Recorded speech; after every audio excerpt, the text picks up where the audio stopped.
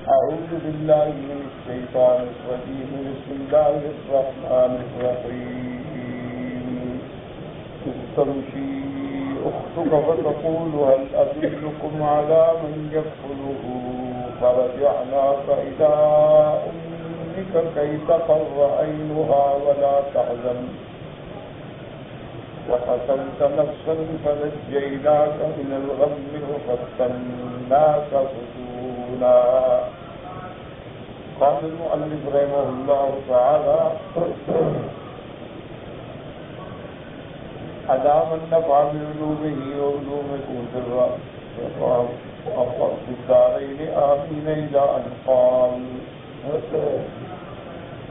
وقالوا لجماعتهم يا موسى صل لنا ربك أن يفتح لنا باب توبة نصنعها فيكفر عنا ما عملنا. ابو مفسر رحمۃ اللہ علیہ فرماتے ہیں کہ جب موسیٰ علیہ السلام واپس تشریف لے آئے، اپنے بھائی پہ ناراض ہوئے اور واقعات سننے کے بعد جب آپ کا غیظ و غضب بھائی سے چلا تو پھر سامری پہ آپ نے اپنے غضب کا اظہار فرمایا،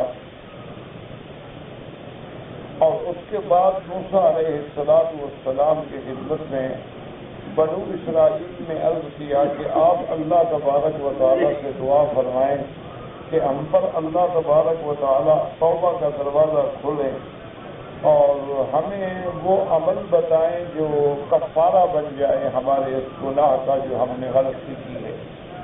فاختار موسیٰ علیہ السلام من قومه 70 رجلا لذلك لا يعلو الخير اختيار بني إسرائيل ومن لم يشرك في العلم فانطلق بهم يسأل لهم التوبة ورجفت بهم الأرض۔ اب مفسر رحمۃ اللہ علیہ فرما رہے ہیں کہ موسیٰ علیہ السلام کن کن آزمائشوں سے گزرے، تو اس کے بعد آپ نے اپنی قوم میں سے 70 آدمیوں کا انتخاب کیا کہ جو سب سے بہتر لوگ تھے، اچھے لوگ تھے۔ موسیٰ علیہ السلام نے ان کو چنا اور خاص طور پہ یہ خیال رکھا کہ ان 70 آدمیوں میں کوئی آدمی ایسا نہ ہو جس نے اس بت کی اور بچڑے کی عبادت کی، اور ان کو لے کے سیدنا موسیٰ علیہ السلام کوہ طور کی طرف چلے تاکہ اللہ تبارک و تعالیٰ سے سوال کریں کہ توبہ کا کوئی حل بتلا دے۔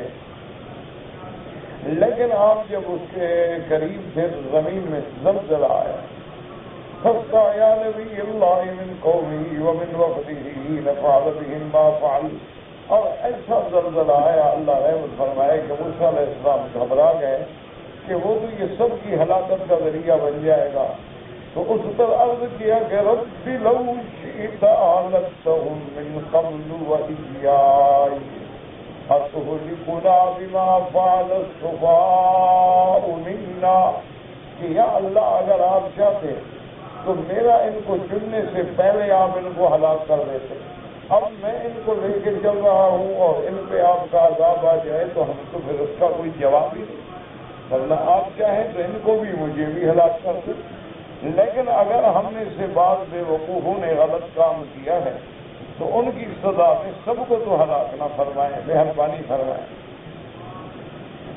وَفِيهِمْ مَنْ كَانَ اللَّهُ ابْتَلَىٰ مِنْهُ عَلَىٰ مَا أَشْرَكَ قَلْبُهُ مِنْهُ بِالْإِجْرِ وَإِيمَانِهِ بِهِ فَلِذَٰلِكَ رَجَفَتْ بِهِمُ الْأَرْضُ۔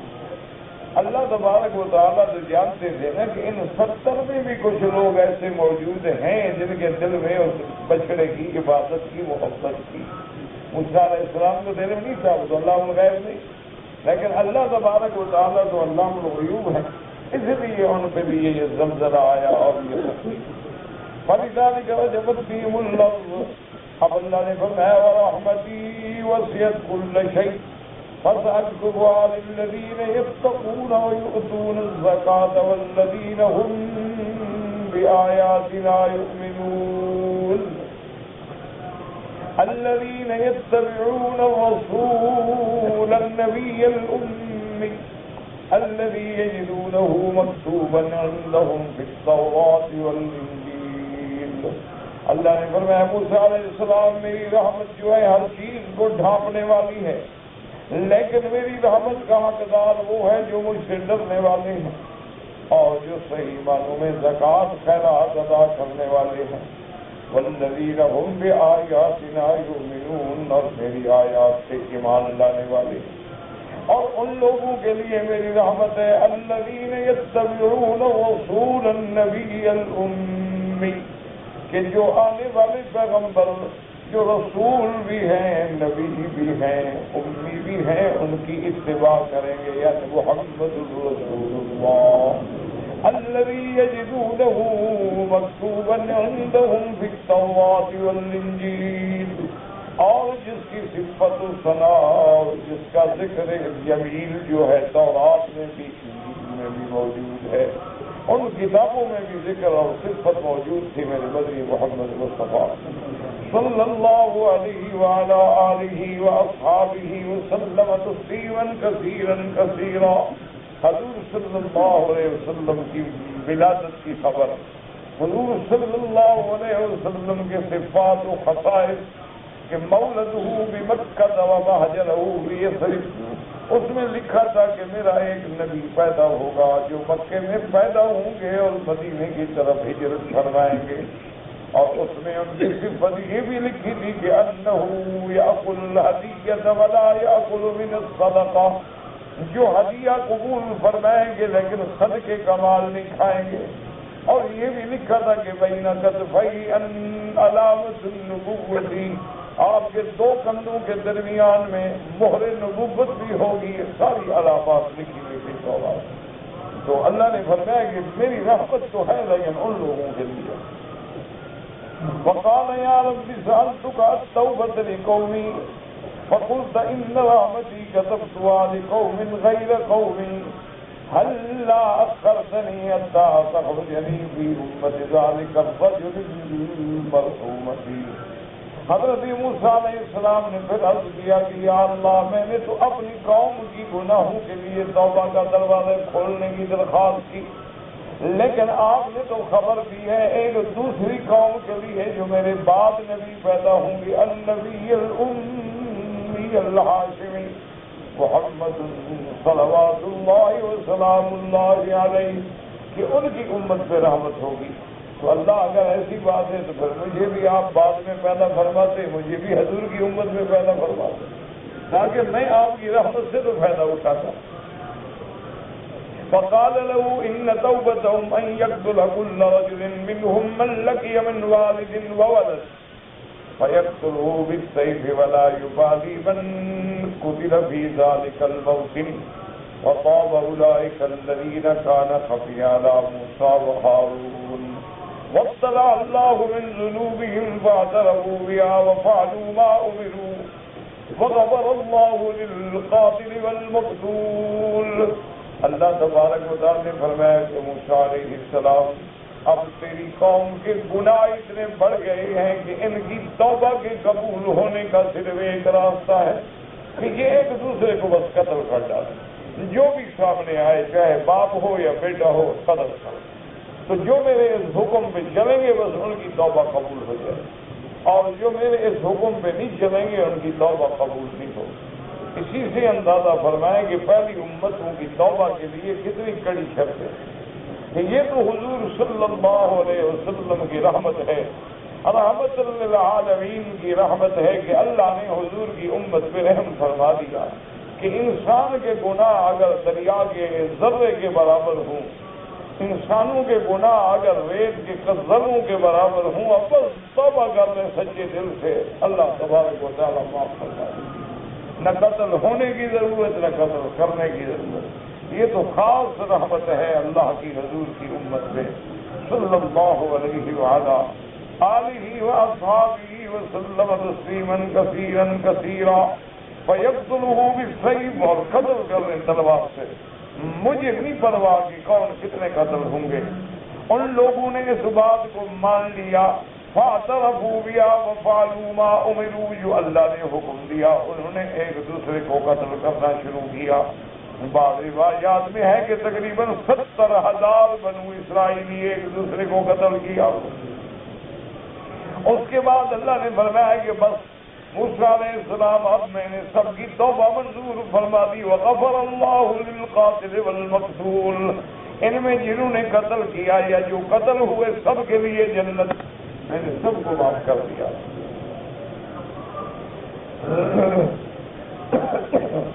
ثم صار بهم موسى عليه السلام متوجها نحو الارض المقدسة.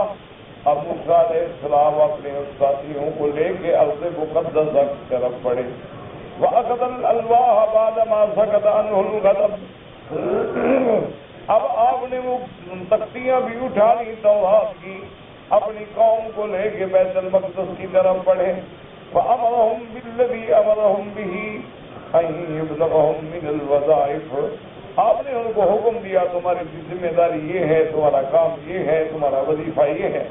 فذكر ذلك عليهم وأبوا أن يقروا بها فنطق الله عليهم الجبل كأنه ذلة ودنا منهم حتى خافوا أن يقع عليهم. اب جب موسیٰ علیہ السلام نے حکم دیا کہ تم یہ کرو، تم یہ کرو، تم یہ کرو، تو کہنے لگے جی یہ تو بڑا مشکل کام ہے، ہم سے تو نہیں ہو سکتا. پھر بنو اسرائیل اکڑ گئے. یہ قوم ہی ایسی ہے، اللہ تبارک و تعالیٰ رحمت فرمائے.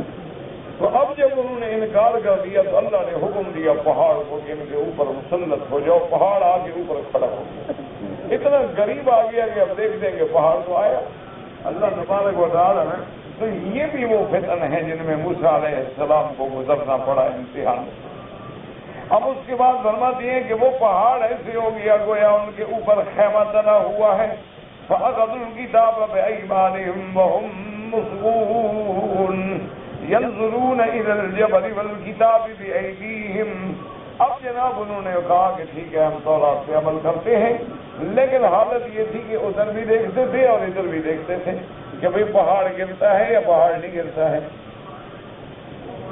وَهُمْ مِنْ وَرَاءِ الْجَبَلِ مَخَافَةً أَنْ يَقَعَ عَلَيْهِمْ. اس کے بعد اللہ نے اس پہاڑ کو بھی اٹھا دیا. ثُمَّ مَضَوْا حَتَّى أَتَوْا الْأَرْضَ الْمُقَدَّسَةَ فَوَجَدُوا مَدِينَةً فِيهَا قَوْمٌ جَبَّارُونَ خَلْقُهُمْ خَلْقُ الْمُنكَرِ وَذَكَرُوا مِنْ ثَمَارِهِمْ أَمْرًا عَجِيبًا مِنْ أَزْمِهَا. اب حضرت موسیٰ علیہ السلام اپنی قوم کو لے کے بڑھے. جب بیت المقدس کے قریب آئے تو وہاں ایک علاقہ تھا جس میں بہت بڑی ایک قوم رہتی تھی. جبارین مشہور قوم تھی، بڑے سخت قسم کے لوگ تھے اور بڑے مضبوط لوگ تھے.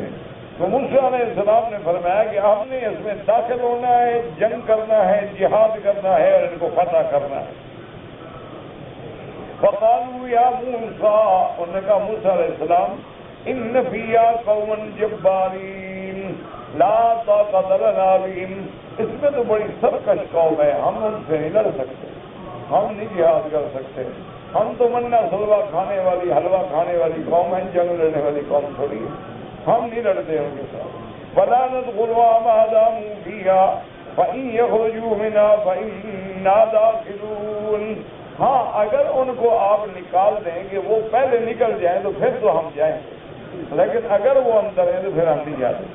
قَالَ رَجُلَانِ مِنَ الَّذِينَ يَخَافُونَ قِيلَ لِيَزِيدَ هَكَذَا قَرَأْتَ قَالَ نَعَمْ مِنَ الْجَبَّارِينَ آمَنَّا بِمُوسَىٰ وَخَرَجَ إِلَيْهِ قَالُوا. اب دو بندے آئے جن کے دل میں اللہ کا ڈر تھا، وہ بھی اسی قوم جبارین میں سے تھے، لیکن موسیٰ علیہ السلام پر ایمان لا چکے تھے. ان کو اللہ پر اور اللہ کے رسول پہ ایمان تھا. وہ آئے، انہوں نے سمجھایا بھی اپنے پیغمبر کا کہنا مانو، نہ ڈرو. یہ دیکھنے میں ایسے بڑے بڑے بھوت نظر آتے ہیں، اندر سے کچھ بھی نہیں. یہ دیکھنے میں ڈیل ڈاؤن تو ان کا بڑا ہے، لیکن اندر حال یہ ہے کہ دل کے بڑے بزدل ہیں. تم جاؤ گے کہ خود بخود بھاگ جائیں. قالوا نحن اعلم بقومنا ان كنتم انما تخافون من رأيتم من اجسامهم وعددهم. انہوں نے کہا ہم اپنی قوم کو جانتے ہیں، تم ان کے جسے دیکھ کے ان کا عدد دیکھ کے نہ ڈرو. فإنهم لا قلوب لهم ولا منعة عندهم. یہ دل کے بڑے بزدل ہیں، گویا ان کے پاس دل ہے ہی نہیں، ان کے پاس تمہیں روکنے کی طاقت ہی نہیں. فادخلوا علیہم الباب فإذا دخلتموه فإنكم غالبون. اللہ کے نبی کے حکم سے چلو اور جیسے تم اندر داخل ہوگے نا اللہ تمہیں غلبہ دیں گے. وَيَقُولُ نَاسٌ إِنَّهُمْ مِنْ قَوْمِ مُوسَىٰ. اچھا بعض لوگ کہتے ہیں کہ رجلان جو آئے تھے نا دو من الذین یخافون، بعد میں فرمایا وہ قوم جبارین سے تھے، لیکن بعض مفسرین فرماتے ہیں وہ موسیٰ علیہ السلام کی قوم سے تھے. فقال الذین یخافون بنی اسرائیل قالوا یا موسیٰ انا لن ندخلها ابدا ما داموا فیہا فاذهب انت وربک فقاتلا انا ہاہنا قائدون. انہوں نے آگے موسیٰ علیہ السلام سے کہا، انہوں نے کہا موسیٰ علیہ السلام ہم نہیں جہاد کرتے، نہ ہم داخل ہوں گے. آپ کو شوق ہے نا تو آپ اور آپ کا خدا خود لڑو، ہم تو بیٹھے ہیں، ہم تو نہیں لڑیں. اسی لیے حدیث مبارک میں آتا ہے کہ جب میرے آقا رحمت دو عالم سیدنا محمد رسول اللہ صلی اللہ علیہ وسلم جنگ بدر کے موقع پر آپ کو انصار مدینہ کی طرف سے بڑا خوف تھا. حضور نے فرمایا کہ مکے کے لوگ جو ہیں وہ تو جنگجو لوگ ہیں، قریش بڑے لڑاکا قوم ہے اور انہوں نے کئی جنگیں لڑی ہیں اور بڑے طاقتور لوگ ہیں، اور مدینے کے لوگ جو ہیں انصار یہ تو بیچارے کاشتکار لوگ ہیں، رقبہ زمین کاشتکاری باغ کھجوریں، اور انہوں نے تو کبھی جنگ لڑی نہیں.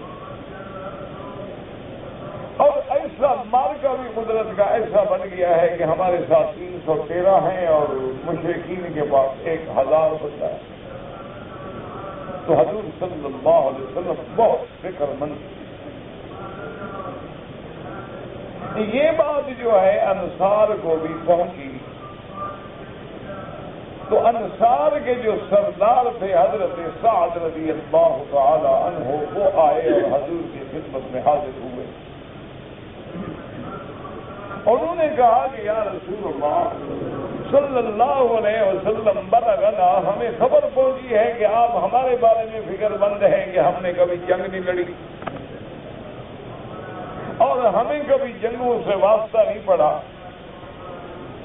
اور ہم تو باغبانی اور کھیتی باڑی کرنے والے لوگ ہیں، اس لیے آپ ہمارے بارے میں فکر مند ہیں. انہوں نے کہا کہ یا رسول اللہ آپ بالکل فکر نہ کریں، لسنا صحاب موسیٰ، ہم کو موسیٰ علیہ السلام کے ساتھی تھوڑے ہیں کہ موسیٰ علیہ السلام کو کہیں گے کہ آپ جانے اور آپ کا خدا جانے. انہوں نے کہا نحن صحاب محمد، ہم محمد رسول اللہ کے صحابی ہیں. یا رسول اللہ ہمارا انصاری آگے دائیں بائیں آگے پیچھے کٹیں گے، اپنی جانیں نثار کر دیں گے، اور جب تک ایک انصاری زندہ ہے دشمن کا نہ تیر نہ تلوار محمد کی طرف آ سکے.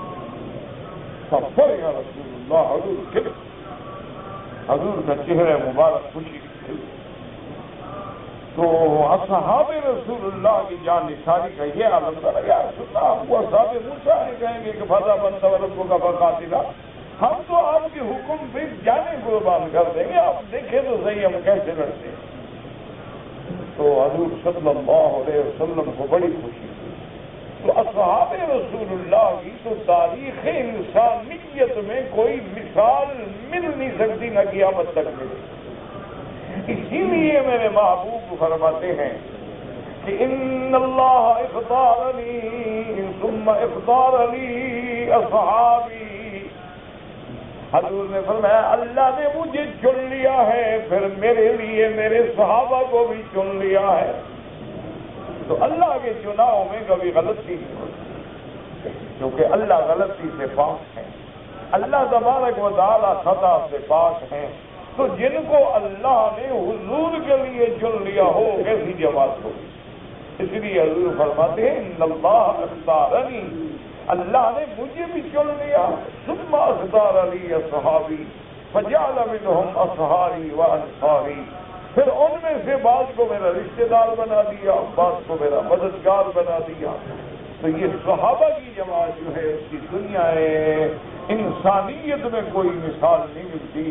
اس لیے اللہ نے ان کے بارے میں فرما دیا اولئک هم المؤمنون حقا. میرا مدنی یہ اندر باہر پکے مومن ہیں، ہم ان کے ایمان کی خود گواہی دیتے ہیں کہ تیرے صحابہ سچے. کہیں فرمایا اولئک هم المفلحون، کہیں فرمایا اولئک هم المؤمنون، کہیں فرمایا فعلم ما فی قلوبہم، کہیں فرمایا اولئک الذین امتحن اللہ قلوبہم للتقوی۔ تو یہ مقام صحابہ جو ہے کسی کو نہ ملا ہے نہ قیامت تک۔ اس لیے موسیٰ علیہ السلام کے ساتھیوں نے جواب دے دیا، انہوں نے کہا جی آپ لڑیں لیکن ہم تو نہیں لڑیں۔ فَأَغْضَبُوا مُوسَىٰ عَلَيْهِ السَّلَامُ فَدَعَا عَلَيْهِمْ وَسَمَّاهُمْ فَاسِقِينَ۔ اب موسیٰ علیہ السلام نے ان پہ بد دعا کی اور ان کا نام بھی فاسقین رکھا کہ تم طاعت سے نکلنے والے ہو، پیغمبر کی طاعت سے خارج ہونے والے ہو۔ فَلَمْ يَدْعَ عَلَيْهِمْ قَبْلَ ذَلِكَ مِنْ مَا رَأَىٰ مِنْهُمْ مِنَ الْمَعْصِيَةِ وَإِسَاءَتِهِمْ حَتَّىٰ قَالَ يَوْمَئِذٍ۔ اب مفسر رحمۃ اللہ علیہ فرماتے ہیں کہ اس سے پہلے موسیٰ علیہ السلام نے ان کے بڑے بڑے گناہ دیکھے لیکن کبھی بد دعا نہیں کی، لیکن انہوں نے جب یہ کہا نا کہ تم جانو اور خدا جانے جا کے لڑو، تو اب موسیٰ علیہ السلام نے بد دعا بھی کی۔ فَاسْتَجَابَ اللَّهُ لَهُ وَسَمَّاهُمْ كَمَا سَمَّاهُمْ فَاسِقِينَ۔ اللہ نے بھی موسیٰ علیہ السلام کی دعا منظور فرما لی، اور جیسے موسیٰ نے فرمایا تھا کہ یہ فاسقین، اللہ نے فرمایا یہ فاسقین۔ وَحَرَّمْنَا عَلَيْهِمْ 40 سَنَةً يَتِيهُونَ فِي الْأَرْضِ 40 سَنَةً يَتِيهُونَ فِي الْأَرْضِ يُصْبِحُونَ كُلَّ يَوْمٍ وَيُصِيرُونَ لَيْسَ لَهُمْ قَرَارٌ۔ اللہ نے ان کے لیے ایک اور عذاب ڈالا کہ میدان تیہ میں 40 سال تک بھٹکتے رہیں، میدان تیہ سے باہر نہ نکل سکیں، نہ مصر جا سکیں، نہ واپس نہ اٹھ سکیں، صحرا میں بھٹکتے۔ وَظَلَّلَ عَلَيْهِمُ الْغَمَامُ فِي التِّيهِ، لیکن چونکہ اللہ کے نبی بھی تو ساتھ ہیں نا، موسیٰ بھی ساتھ ہیں، ہارون بھی ساتھ ہیں، ان میں ایمان والے بھی ساتھ ہیں، تو اللہ نے ان کو اس جنگل میں تو رکھا، لیکن رعایت بھی کر دی کہ بادلوں کا سایہ کر دیا کہ دھوپ میں نہ جل بریں، اور اللہ تبارک و تعالیٰ نے کھانے کا بھی انتظام کر دیا، المن والسلویٰ، کہ بعض علماء فرماتے ہیں کہ یہ بٹیر جیسا کوئی چیز تھی جو بالکل تیار پکی ہوئی بھنی ہوئی ان کے لیے اتاری جاتی تھی۔ وَجَعَلْنَهُمْ ثِيَابًا لَا تَبْلَىٰ وَلَا تَتَّسِخُ، اور ان کے کپڑے ایسے ہو گئے کہ نہ تو پرانے ہوں اور نہ میلے ہوں۔ وَجَعَلَ بَيْنَ ظَهْرَانِهِمْ حَجَرًا مُّرَبًّعًا، اور ایک چوکور پتھر جو ہے وہ بھی اللہ نے موسیٰ علیہ السلام کو دیا کہ اس پر اپنا عصا مارے تو 12 چشمے جاری ہوں گے تاکہ تمہارے 12 قبائل پانی پی لیں۔ وَأَمَرَ مُوسَىٰ فَضَرَبَهُ بِعَصَاهُ فَانفَجَرَتْ مِنْهُ 12 عَيْنًا فِي كُلِّ نَاحِيَةٍ 3 أَعْيُنٍ، ویسے چوکور پتھر تھا نا تو ہر طرف 3 نہریں، 3 تو 12 نہریں جاری ہو گئی۔ وَعَلَمَ كُلُّ سِبْطٍ أَيْنَهُمُ الَّتِي يَشْرَبُونَ مِنْهَا، اور ہر قبیلے کو بتا دیا گیا کہ تم نے یہاں سے پانی لینا ہے۔ فَلَا يَبْتَعِدُونَ مِنْ مَكَانٍ إِلَّا وَجِدُوا ذَلِكَ بِالْحَجْرِ بَيْنَهُمْ بِالْمَكَانِ الَّذِي كَانَ فِيهِ مِنْ لَمْسٍ۔ اچھا اب جناب چلتے گئے بھائی کوشش کریں کہ اسی طرح جنگل سے نکل جائیں، تو چلتے چلتے جب آتے جہاں سے چلے تھے وہیں پہنچ گئے۔ رفع ابن عباس هذا الحديث إلى النبي صلى الله عليه وسلم وصدق ذلك عندي أن معاوية سمع ابن عباس يحدث هذا الحديث۔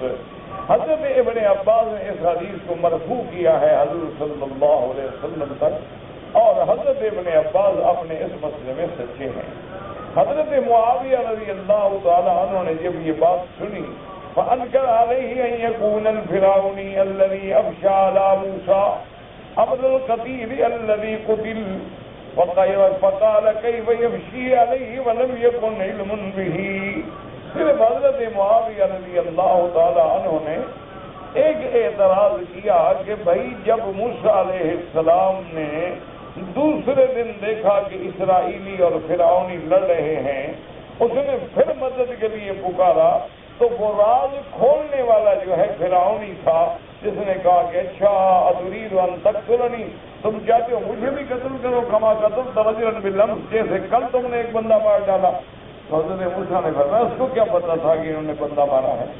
تو اس فرعونی کو حضرت معاویہ نے فرمایا بھی اس فرعونی کو تو کوئی پتہ نہیں، یہ بات تو اسی نے کی، یعنی بنو اسرائیلی نے کی، کیونکہ وہ ڈر گیا کہ شاید مجھے مارنا چاہتے ہیں موسیٰ علیہ السلام، اس وجہ سے کہنے لگے کہ اچھا تريد ان تقتلني كما قتلت رجلا باللمس ان تريد الا ان تكون جبارا في الارض وما تريد ان تكون من المصلحين، کیا تم یہ چاہتے ہو کہ زمین میں جبار بن کے رہو؟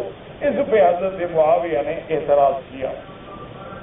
ولا زال عليه الا الاسرائيلي الذي حضر ذلك فغضب ابن عباس، حضرت ابن عباس غصے میں آ گئے، فاخذ بيد معاوية رضي الله تعالى عنه، حضرت معاویہ کا ہاتھ پکڑ لیا، وانطلق به الى سعد بن مالك الزهري، حضرت سعد کے پاس لے آئے، فقال له يا ابا اسحاق هل تذكر يوما حدثنا رسول الله صلى الله عليه وسلم عن قتيل موسى الذي كان من آل فرعون الاسرائیلی الذي يخشى عليه ابي الفرعونی؟ تو حضرت ابن عباس نے فرمایا کہ ساتھ تمہیں یاد ہوگا حضور پاک نے یہ واقعہ ہمیں سنایا تھا، اب تم بتاؤ کہ راز کھولنے والا فرعونی تھا یا اسرائیلی تھا؟ فقال انما افشى عليه الفرعوني بما سمع من الاسرائیلی الذي شهد على ذلك وحضره، انہوں نے فرمایا نہیں ابن عباس آپ ٹھیک کہہ رہے ہیں، وہ راز کھولنے والا فرعونی تھا، اسرائیلی۔ اصل بات یہ ہے نا کہ اسرائیلی نے اس کو ڈرایا نا کہ تم مجھے مارے یا موسیٰ علیہ السلام مارے، کل بھی نے تھپڑ مار کے تمہارا بندہ مار دیا تھا، آج بھی تمہیں ماریں گے، تو اس نے اس پہ راز کھولا، تو اس نے کہا تريد ان تقتلني كما قتلت رجلا بالامس، کیونکہ اسرائیلی یہ بات نہیں کہتا موسیٰ کو کہ ان تريد ان تكون جبارا في الارض۔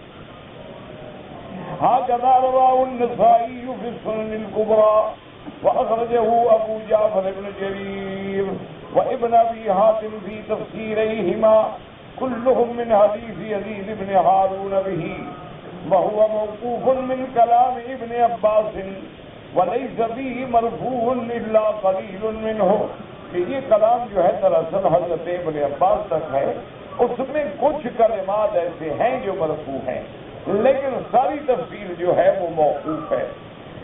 وَكَأَنَّهُ تَلَقَّاهُ ابن عباس رضی اللہ عنہما مما أبيح نقله من الإسرائيليات عن كعب الأحبار أو غيره، شاید حضرت ابن عباس کو بھی اسرائیلی روایات جو کعب احبار کی وجہ سے ملی ہے، لیکن وہ روایات جن کا روایت کرنا جائز ہے، یعنی وہ روایات اسرائیلی جو قرآن و حدیث کے خلاف ہوں ان کا تو روایت کرنا بھی جائز نہیں، لیکن بعض روایات ایسی ہوتی ہیں کہ مخالف نہیں ہیں، صرف معلومات ہیں، تو اس لیے ان کو محدثین جو ہے اپنی کتابوں میں ذکر فرما دیتے ہیں۔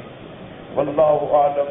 وسمعت شیخنا الحافظ ابا الحجاج المصری یقول ذلك ایضا، ابو فصل فرماتا ہے کہ میرے استاد حضرت ابو الحجاج المصری بھی اسی طرح فرماتے تھے۔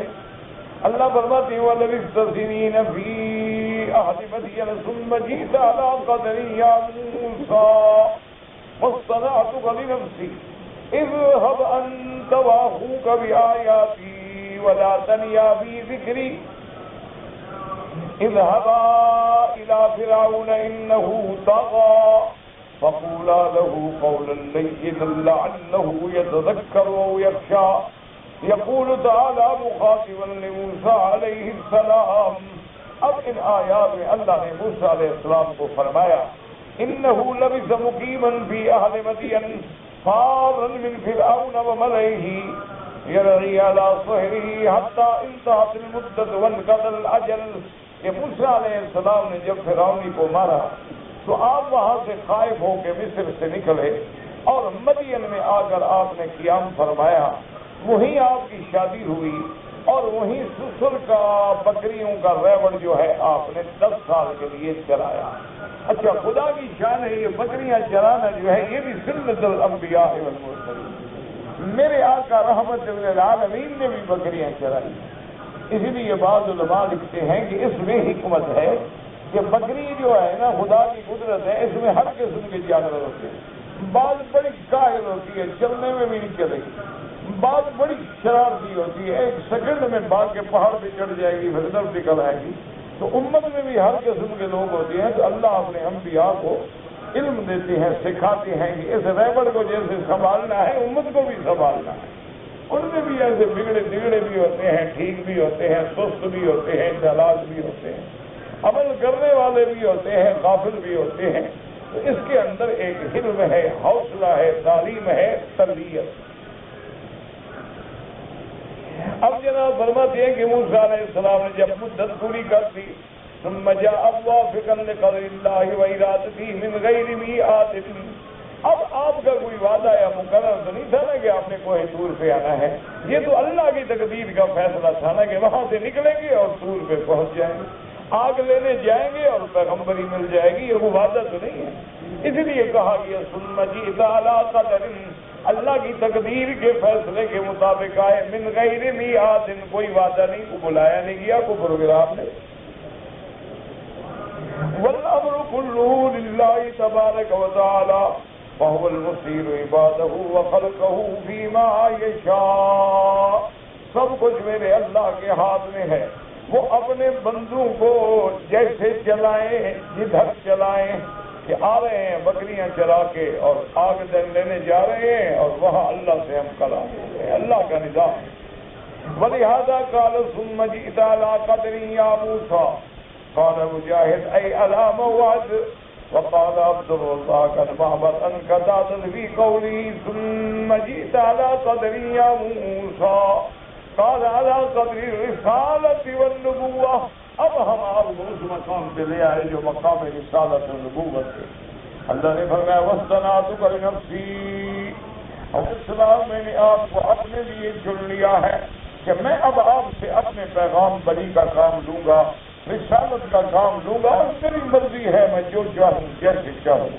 وقال البخاری رحمہ اللہ تعالی ان تفسیرها حدثنا السلط بن محمد قال حدثنا مهدي بن ميمون قال حدثنا محمد بن سيرين عن ابي هريره رضي الله تعالى عنه عن رسول الله صلى الله عليه وسلم قال التقى آدم وموسى عليهما السلام، فقال موسى عليه الصلاة والسلام أنت الذي اسقيت الناس فأخرجتهم من الجنة، فقال آدم وأنت الذي اصطفاك الله برسالته واصطفاك لنفسه وأنزل عليك التوراة، قال نعم، قال فوجدته مكتوبا علي قبل أن يخلقني، قال نعم، فحج آدم موسى اخرجاه، یعنی اس حدیث کو امام بخاری اور امام مسلم رحمۃ اللہ علیہ دونوں نے روایت کیا ہے کہ حضرت آدم اور موسیٰ علیہ السلام کی ملاقات ہوئی، تو موسیٰ علیہ السلام نے فرمایا کہ ابا آدم، آپ ہی تو ہیں نا جن کی وجہ سے ساری مخلوق کو جنت سے نکلنا پڑا، آپ اگر وہ درخت نہ چکتے نہ آپ نکلتے نہ ہم نکلتے، یہ ہم باپ ہوتا اولاد بھی ہوئی ہوتی ہے، آپ جو نیچے آ گئے تو پھر اولاد بھی نیچے آ گئی، آپ ہی نے نکالا نا سب سے، آپ نے ہمیں اس مشقت و امتحان میں ڈالا۔ موسیٰ علیہ السلام نے فرمایا، حضرت آدم نے فرمایا کہ ہاں ٹھیک ہے، لیکن مجھے یہ بتاؤ کہ تم وہ موسیٰ ہو الذی اصطفاک اللہ برسالتی، کہ جس کو اللہ نے اپنی رسالت کے لیے چن لیا، اور جس کو اللہ نے فرمایا کہ میں نے تجھے اپنی ذات کے لیے چن لیا، واصطنعتک لنفسی، اور تم وہی موسیٰ ہو جس سے اللہ نے تورات اتاری۔ تو انہوں نے کہا میں تو وہی موسیٰ علیہ السلام۔ تو فرمایا اچھا جب تورات تمہیں ملی ہے تو اس تورات میں تم نے نہیں پڑھا تھا کہ یہ سارا کچھ اللہ نے میرے پیدا ہونے سے بھی پہلے لکھ دیا تھا؟ تو موسیٰ علیہ السلام نے کہا ہاں یہ تو تورات میں لکھا ہوا تھا۔ تو نے کہا پھر میرا کیا قصور ہے، جب اللہ کے فیصلے ہیں تو جو اللہ نے چاہا وہ ہو گیا۔ حضور نے فرمایا فحج آدم، اب موسیٰ آدم غالب آ گیا موسیٰ، اب موسیٰ علیہ السلام کے پاس کوئی جواب نہیں، یہ اللہ کے فیصلے ہیں، تقدیر کے فیصلے ہیں، اللہ نے اس دنیا کو جو آباد کرنا تھا اگر مجھے اتار کر تو دنیا آباد ہوتی۔ تو اللہ تبارک و تعالیٰ کی حکمتیں ہیں، اس کے شان ہیں، وہ جو چاہیں جیسا چاہیں یفعل ما یشاء ویحکم ما یرید۔ اس لیے ہمیں حکم ہے کہ رضینا باللہ ربا وبالاسلام دینا وبمحمد صلی اللہ علیہ وسلم نبینا۔ ہم اللہ تبارک و تعالیٰ کی ربوبیت پہ راضی، اسلام کو اپنا دین ہونے پہ راضی، سرکار تو عالم کی رسالت پہ راضی، ہر حال میں ہمارا ایمان ہونا چاہیے۔ باقی آدمی یہ کہے کہ ایسا کیوں ہوا، آج کل دیکھو نا دنیا کے بادشاہ وہ کچھ فیصلے کرتے ہیں سارے غلط ہوتے ہیں، کہتے نہیں ہمارے فیصلے، تو دنیا کے بادشاہ ہے وہ تو ساری کائنات کا بادشاہ، اور پھر اس کا فیصلہ تو غلط بھی نہیں ہوتا، اس کے فیصلے میں تو حکمت ہوتی۔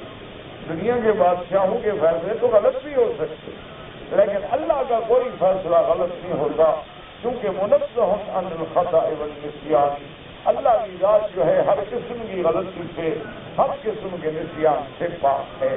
اس لیے پھر آدم علیہ السلام نے جب یہ دلیل دی، اب دیکھو نا آدم اور موسیٰ علیہ السلام ملے، کیا ساتھ میں ملے؟ یہ اللہ کے مسائل ہیں، بس ہمارا ایمان۔ جہاں اللہ نے فرمایا ہے کہ شہید زندہ ہیں، آمنا زندہ ہے۔ احادیث مبارک میں آیا انبیاء زندہ ہیں، آمنا زندہ ہے۔ اللہ کے نبی نے فرمایا قبروں سے گزرو تو کہو السلام علیکم آمنا۔ جتنا حکم ہے اس سے آگے نہ بڑھو، اس سے پیچھے نہ ہٹو، نہ افراد میں پڑھو نہ تفریق میں پڑھو، نہ اپنی طرف سے شریعت میں بڑھاؤ نہ کمی کرو، جو فرمان ہے اسی پر ایمان لاؤ، اسی میں نجات ہے، اسی کے اندر نجات ہے۔ اسی لیے ایک صحابی آئے حضور کی خدمت میں، بالکل عربی تھا، بدو تھا، جنگل کا رہنے والا۔ اس نے آگے حضور سے پوچھا کہ حضور آپ کون ہیں؟ بدو عربی ہے بیچارہ، ان پڑھ۔ حضرت نے فرمایا انی رسول اللہ، میں اللہ کا رسول۔ اس نے کہا کہ میرا مدنی، جس رب نے آسمان بنایا، زمین بنائی، حیوان بنائے، جس رب نے ساری کائنات بنائی، اس کی قسم ہے آپ کو، آپ اللہ کے رسول ہیں۔ آپ نے فرمایا انی رسول اللہ، مجھے اسی کی قسم ہے، میں اللہ کا سچا رسول۔ اور نے کہا اچھا آپ حضور مجھے حکم نے کیا فرماتے ہیں؟ حضور نے ایمان سکھایا، اسلام سکھایا، کلمہ شہادت پڑھایا، نماز بتلائی، روزہ بتلایا، فرائض بتلائے، ارکان اسلام بتلائے، سب چپ کر کے اور سنتا رہا۔ جب حضور نے اپنی بات مبارک ختم فرمایا، نے کہا یا رسول اللہ دیکھیں، والذی نفسی بیدہ، مجھے بھی اس خدا کی قسم ہے جس کے قبضے میں میری جان ہے، لا ازیدہن ولا انقص، میں اس سے ایک ذرہ بھی نہ بڑھاؤں گا نہ گھٹاؤں گا، جو آپ نے حکم دیا اسی میں رہوں۔ حضور نے فرمایا صدق لیدخلن الجنہ، اگر اس بندے نے اپنی بات کو پورا کیا تو جنت سے۔ اس لیے اسلام کا معنی ہی یہ ہے کہ بلا وجہ الجھنوں میں نہ الجھو۔ اسلام کا معنی کیا ہے؟ استسلام، اپنے آپ کو اللہ کے سپرد کر دینا، اللہ کے احکام کا اپنے آپ کو پابند کر دینا۔ یہ بلا وجہ اپنے شگافیاں اور جناب اس میں ہیل حجت اور بہانے اور یہ بہانے، اور جی اسلام میں داڑھی کا حکم نہیں ہے، کیا اسلام داڑھی میں رکھا ہوا ہے؟ ایسی بےہودہ باتیں ہیں۔ اسلام داڑھی میں نہیں رکھا ہوا، لیکن داڑھی اسلام میں رکھی۔ اب یعنی اس بات پہ بھی کوئی بندہ دلیل پکڑے، اس جیسا کوئی احمق ہے کہ ساری زندگی حضور کی داڑھی ہے، یعنی اس پر بھی کوئی آدمی دلیل مانگے اور یہ داڑھی ضروری ہے یا ضروری نہیں ہے؟ اگر نہیں ہے تو حضور نے کیوں رکھنی؟ اگر غیر ضروری ہے تو 1,24,000 پیغمبر داڑھی والا گزرا، سب نے ایسے شوق سے رکھ لی تھی۔ چلو آپ انبیاء کی بات میں نہ جائیں، آپ مجھے کوئی ایک اللہ کا ولی بتا دیں جس نے داڑھی شیو کرائی ہو۔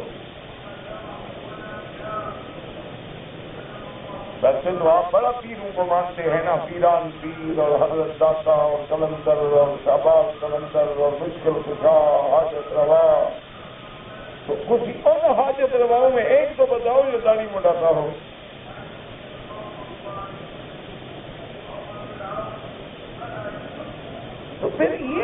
کہا کرے نا جی ہمیں یہ مسئلہ سمجھ نہیں آتا، داڑھی ضروری ہے کہ غیر ضروری ہے، اور بیوی میری پسند نہیں کرتی، فلانا میرا پسند نہیں کرتی، انسان تمہاری بیوی تب بیوی بنے گی جب محمد پہ ایمان ہوگا اور تیرا نکاح ہوگا. جب نبی پہ ایمان ہی نہ ہو بیوی کیسے بنے گی؟ پہلے بیوی تو بناؤ. کیسے بناؤ گے بیوی؟ نکاح کس کی سنت ہے؟ تو اس سنت سے تو انکار ہے، وہ سنت کیوں پیاری ہو گئی؟ یہ کیا بنا ہے؟ میٹھا میٹھا ہو تو ہڑپ کر لو اور کڑوا ہو تو پھینک دو.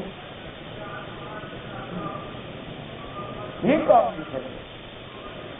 یعنی آج اندازہ کریں 1400 سال گزر گئے، تمہیں یہ پتہ نہیں لگا کہ حضور کے نام پہ انگوٹھے چومنے چاہیے یا نہیں چومنے چاہیے؟ دیکھو نا یہ سارے دیکھ رہے ہو کہ نہیں؟ اگر حضور نے ایسا کیا ہے، صحابہ نے کیا ہے، تو 1 لاکھ 2 لاکھ صحابہ میں سے کوئی گواہی دینے والا نہیں.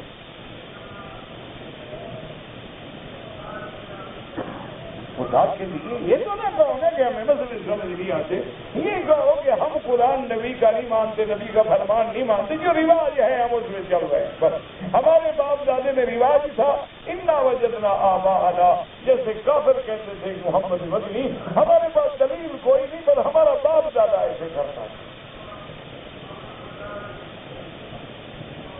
بس آپ بھی یہی کہیں گے جی ہم نے باپ کو دیکھا ہے انگوٹھے چومتا تھا، دادے کو دیکھا انگوٹھے چومتا تھا، مولوی صاحب ہمیں قرآن حدیث کا پتہ نہیں، بس میرا باپ بھی چومتا تھا.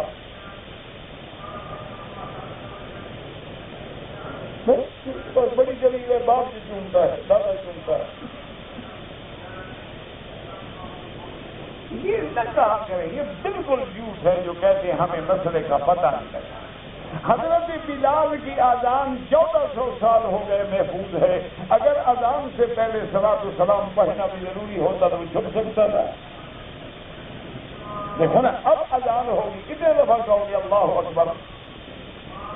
ہاں جی بھائی اذان میں اللہ اکبر کتنے دفعہ کہتے ہو؟ ہاں جی 4 دفعہ 5 دفعہ کہہ سکتا ہے کوئی؟ 3 دفعہ. یہ اللہ اکبر تو گھٹا بڑھا نہیں سکتا. اتنا بڑا ٹکڑا جو ہے صلاۃ و سلام والا وہ چھپا گیا مولوی. کوئی خدا کا خوف کرو. ہاں سیدھی بات کرو کہ نہ قرآن میں ہے نہ حدیث میں، ہمارا باپ دادے کا رواج. بس حضرت ہمارے بزرگ پڑھتے آئے ہیں، کرتے آئے ہیں، بس ہم بھی کر رہے ہیں، قرآن حدیث میں نہیں.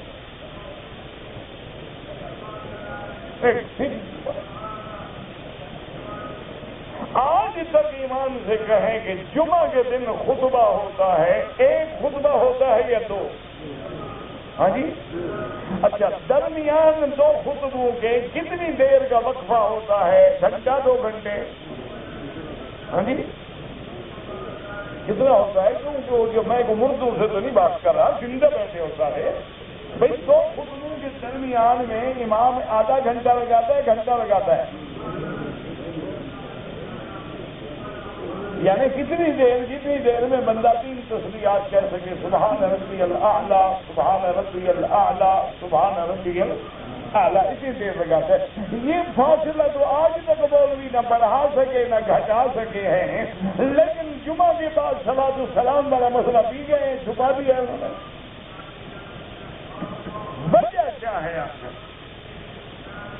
تمہیں مسئلہ سمجھ نہیں آتا؟ کیوں نہیں سمجھ آتا؟ ماشاء اللہ تم تو سب سے زیادہ سمجھدار ہو. مولویوں کو لڑانے والے تم ہو، پیروں کو لڑانے والے تم ہو، ان کی پیریاں چمکانے والے تم ہو، قبروں پہ سجدے کرنے والے تم ہو، غلاف ڈالنے والے تم ہو، عزومے بنانے والے تم ہو. ماشاء اللہ کون سا کام ہے جو پیروں نے خود کیا؟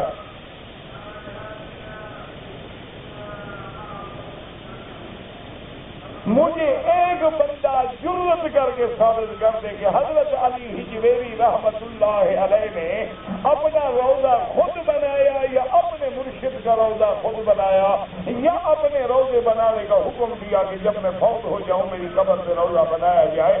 ایک ان کی بات دکھا دے، چلو میں تمہارے ساتھ میں مان لوں گا. اور اس کے مقابلے میں ہم پیر کی بات نہیں دکھلاتے، ہم محمد محمد رسول اللہ کی بات دکھلاتے ہیں کہ حضور نے فرمایا کہ یا علی رضی اللہ تعالیٰ عنہ، میں مکے میں بعد میں جاؤں گا، میں حج پہ بعد میں جاؤں گا، پہلے جا کے کعبے کو بتوں سے پاک کرو، حرم کو بتوں سے پاک کرو، مشرکین سے پاک کرو، اللہ تعالیٰ انسان الا مسختہ ولا قبرا مشرفا الا سبیتہ، اور کوئی تصویر دیکھو، کوئی سب دیکھو، مٹا ڈالو، اور جو قبر اونچی ہو زمین کے برابر کر دو، محمد پھر جائے گا۔ اب حکم دینے والا نبی ہے اور قبریں توڑنے والا علی ہے، اس پر وہابی کا فتویٰ لگاؤ تو ہمارے لیے دعا کرو اللہ ہمارا حج ارادہ علی کے ساتھ کرے۔ ہم نے نہیں توڑی، توڑنے والے حضرت علی ہیں۔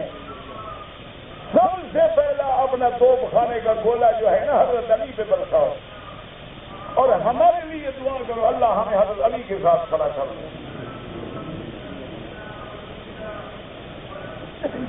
اللہ کے بندے، اللہ کے نبی کے صحابہ تو اتنا احتیاط ہے کہ قبر محمد الرسول اللہ ہے، قبر محمد مصطفیٰ ہے جس پہ ہماری جان مال سب کچھ قربان ہو جائے۔ اب حضور کی وجود مبارک موجود ہیں، دفن سے پہلے صحابہ میں اختلاف ہو گیا کہ حضور کی قبر ہم کیسے بنائیں، شق ہو یا لحد ہو۔ خدا کے لیے دین سمجھو، یہ نہ کہا کرو جی ہمیں پتہ نہیں لگا جی، اور ہمارے مسجد سمجھ نہیں، مسجد ہم نے ایسے نہیں، شک ہوتا ہے کہ ایسے قبر سیدھی کھودی جائے، یہ ہے شک، اور لحد کہتے ہیں کہ کھود کے پھر دیوار کے اندر جگہ بنائی جائے رکھنے کی ناش مبارک، اس کو کہتے ہیں لحد۔ تو اب صحابہ حیران ہو گئے کہ ان نے تو پہلے کسی نبی کی موت دیکھی نہیں نا، حضور کا قبر لمبیا ہے، بھائی اب حضور کی قبر مبارک کیسے بنائیں، اور حضور کی قبر کہاں بنائیں، اور حضور کو غسل مبارک کیسے دیں۔ اللہ کے بندو یہ دین ہے۔ صحابہ کتنے ڈر رہے ہیں کہ اللہ کا نبی ہے، کپڑے اتار کے غسل دیں تو قیامت میں پکڑے جائیں گے میرے نبی کے کپڑے کیوں اتارے گئے، اور اگر کپڑے نہ اتارے تو پھر پکڑے جائیں کہ کپڑے اتار کے غسل کیوں نہیں کیا گیا۔ اگر ہم شک بنائیں اللہ تبارک و تعالیٰ ناراض ہو جائیں گے میرے نبی کے لیے تو اللہ بنانے کی شک کیوں بنائی گئی، اور اگر ہم دفن کرتے ہیں جنت البقیع میں اور اللہ کو یہ منظور نہ ہو تو ہم کیا جواب دیں؟ یہ ہے دین۔ اس کے بعد سارے صحابہ بیٹھے اور ایک صحابی نے حدیث پیش کی کہ حضور نے فرمایا اللہ اپنے نبی کو جہاں موت دیتے ہیں وہی اسی جگہ قبر بنتی ہے۔ لہذا فیصلہ ہو گیا کہ بھائی قبر مبارک جو ہے وہ بی بی عائشہ کے گھر میں بنے، اور فیصلہ ہو گیا کہ اللہ کے نبی جو ہیں وہ کثیر الحیا ہوتے ہیں، اور محمد مصطفیٰ کے بارے میں بی بی عائشہ فرماتی اشد حیاء من الذکر، کہ کنواری لڑکی سے بھی میرا بدنی زیادہ باحیات ہے۔ لیکن کنواری لڑکی اس زمانے کی، آج کی کنواری لڑکی تو ماں باپ کو بیچ کیا جائے۔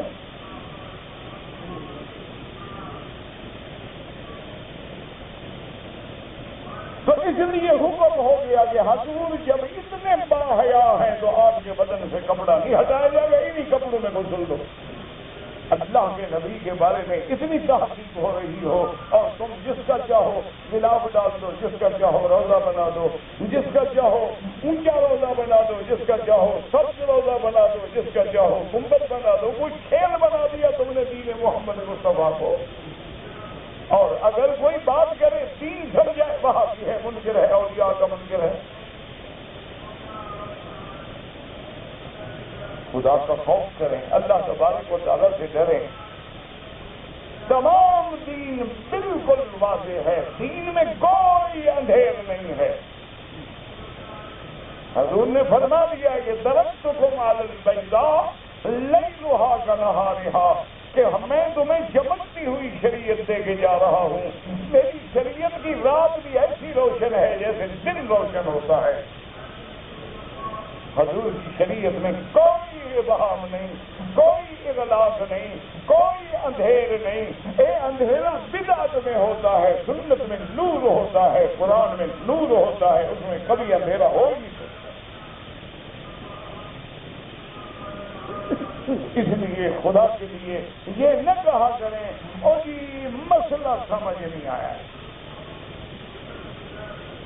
اور جی ہم نے بزرگوں کو دیکھا تھا. تم نے بزرگوں کا کلمہ پڑھا ہے, کلمہ نبی کا پڑھتے ہو, بات بزرگوں کی مانو گے. ایمان تمہارا اللہ کے قرآن پہ ہے, اور قرآن کہتے ہیں اطیعوا اللہ و اطیعوا الرسول. قرآن کہتے ہیں من یطیع الرسول فقد اطاع اللہ. قرآن کہتے ہیں لقد کان لکم فی رسول اللہ اسوۃ حسنہ. قرآن کہتے ہیں ما آتاکم الرسول فخذوہ وما نہاکم عنہ فانتہوا. اس لیے یاد رکھو, نہ کوئی قرآن بدل سکتا ہے, نہ فرمان محمد مصطفیٰ بدل سکتا ہے. اللہ کا قرآن بھی روشن ہے, شریعت محمد مصطفیٰ بھی روشن ہے. اگر اندھیرا ہے تو بدعت میں ہے, اندھیرا ہے شرک میں ہے, اندھیرا ہے خرافات میں ہے, اندھیرا ہے گمراہیوں میں ہے. اللہ کے لیے گمراہیوں سے نکلو اور دین کو صحیح طریقے سے پکڑو. یا مسلمان ہو آدمی تو پورا مسلمان. اور اگر نہیں بننا, جیسے کہتے ہو کہ ہمیں وہ جی ربا جو حرام ہے نا جی, وہ حضور کے زمانے میں جو سود تھا نا جی وہ حرام ہے. یہ تو بینکوں کا صاف ستھرا لکھرا دھلا ہوا معاملہ ہے. یہ تو نہیں آج چمکتی ہوئی اندر سے گٹھیاں نوٹوں کی نکلتی ہے, یہ کہاں حرام ہے. وہ تو گٹے پرانے نوٹ ہوتے تھے جو حرام ہے. اسی لیے کل ایک مولوی کھڑا ہو جائے, وہ کہے کتا بھی وہی حرام ہے جو حضور کے زمانے میں تھا. اب تو کتے شنکوں سے نہاتے ہیں, یہ گندے تھوڑے ہیں. یہ تو بات ہے. کوئی آج ایک بدبخت پیدا ہو جائے, وہ کہے جی شراب بھی وہی حرام ہے جو حضور کے زمانے میں لوگ بناتے تھے, جو انگوروں سے نکالا جاتا تھا. ہم تو ترقی کر گئے ہیں, بہت آگے چلے گئے ہیں. ہم انگوروں سے تھوڑا بناتے ہیں, ہم تو سیب سے بناتے ہیں, ہم تو جناب اورنج سے بناتے ہیں, ہم تو جناب گڑ سے بناتے ہیں, جو سے بناتے ہیں, گندم سے بناتے ہیں. شراب تو وہ انگوروں والا حرام ہے, باقی کیوں حرام ہے. اور پھر مولویوں کو چڑھاتے ہیں, اور یہ انگور تو کھا لیتے ہو لیکن شراب پینا کیوں حرام ہے. شراب تب حرام ہے جب نشہ ہو. نشہ نہ ہو تو چاہے انگور کی شربت بنا کے کروڑ دفعہ پی لو, کسی نے منع کیا تمہیں. مولوی پر بلا وجہ اعتراض کرنے کا تمہیں کیا حق ہے. شراب اللہ نے حرام کی ہے کہ مولوی نے حرام کی ہے؟ تمہیں تکلیف ہو گئی مولوی سے, بات کو سمجھو. اب کھجور کھاؤ, سنت مصطفیٰ ہے, لیکن اسی کھجور کو پانی میں بھگو کے کئی دن گزر جائے, آگ میں جلا کے پکا کے کشید کر لو, نشہ ہو جائے, حرام ہے. وہ ہمارے ایک مولوی صاحب سے بڑا دھیری اللہ والے آدمی, اللہ ان کی قبر پہ کروڑوں رحمت ہے کہ فوت ہو گئے. ایک دن وہ میرے ساتھ تراویح پڑھ رہے تھے, اور تراویح میں کھڑے کھڑے بیچارے. اب میں کتنے دفعہ کو معلوم تھا بزرگ, میں نے کہا ناراض بھی ہو جائے. اب بزرگ آدمی ہو, بوڑھا آدمی ہو, تو میرے والد کی عمر میں ہوں. ایک دفعہ میں نے جگایا, 2 دفعہ میں نے درد بھی کیا, لگا غصے میں نہ آ جائے.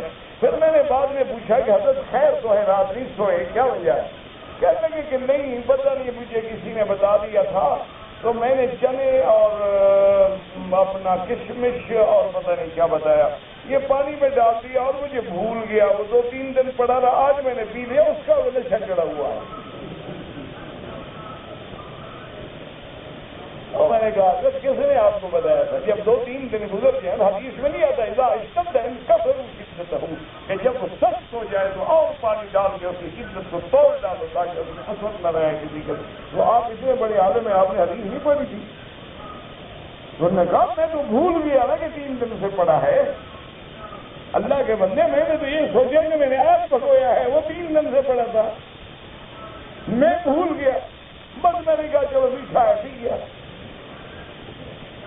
میں نے کہا چلو افطار کا وقت ہے, جلدی جلدی ایک شربت کا گلاس بنا کے پی لوں, اور اس کا بھی اثر ہے نہ میری آنکھ کھلتی ہے نہ مجھے پتہ لگا ہے کہ وہاں حافظ صاحب نے کیا پڑھا ہے. حالانکہ وہ بندہ تھا جو روزانہ قرآن کا ایک ختم کرتا تھا.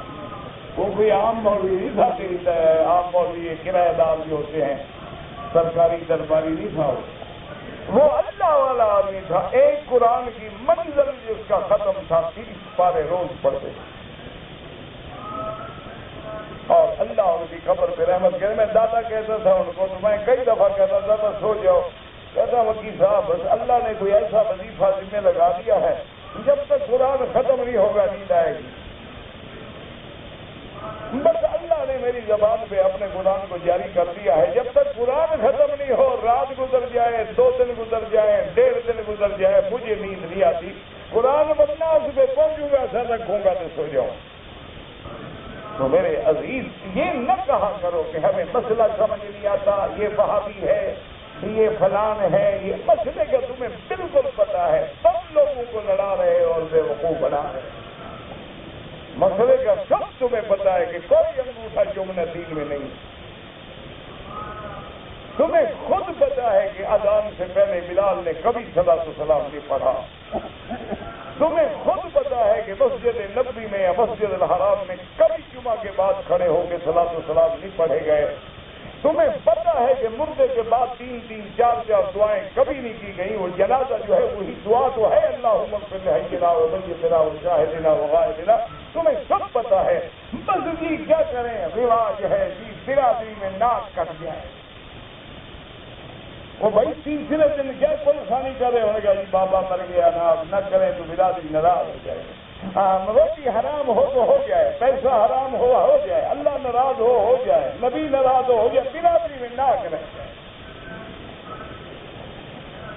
یہ نہ کہو کہ ہمیں پتہ نہیں, تمہیں سب پتا ہے. بس بے وقوف بناتے ہو تم مولویوں کو بھی اور پیروں کو بھی. اگر عورت حیض کی حالت میں ہو تو میاں بیوی انتفاع کر سکتے ہیں ماں سوائے جماع کے. میری والدہ اور بھائی بیمار ہیں, اللہ ہر بیمار پہ رحم فرما, ہر بیمار کی بیماریاں دور فرما دے. ہماری بیماریاں اور پریشانیاں بھی اپنی رحمت سے دور فرما دے.